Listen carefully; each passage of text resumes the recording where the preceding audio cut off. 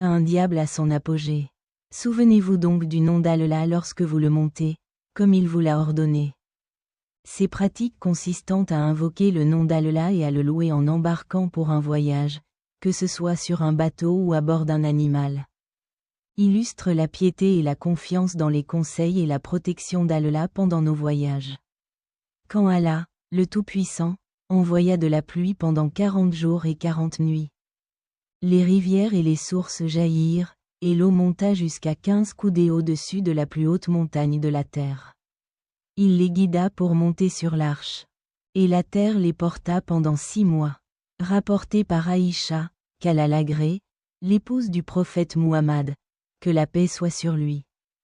Elle a rapporté que le messager d'Allah, que la paix soit sur lui, a dit: si Allah avait fait preuve de miséricorde envers l'un de mes gens, il l'aurait montré à la mère de l'enfant, en référence à la mère du prophète Noé.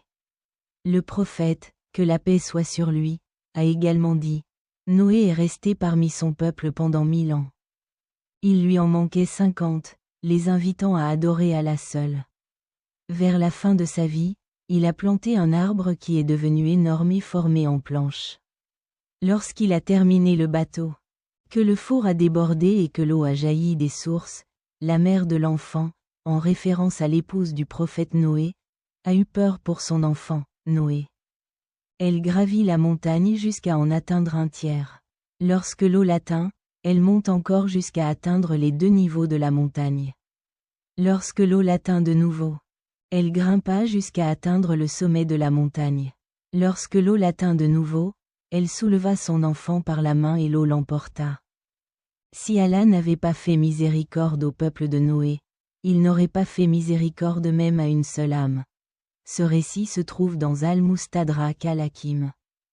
La colonisation de l'Arak, le navire de Noé, quand Allah, le Tout-Puissant, ordonna à la terre d'avaler son eau et au ciel de retenir la pluie, le décret fut accompli et les eaux se calmèrent. L'arche s'est installée sur le mont Djoudi, situé près de 63.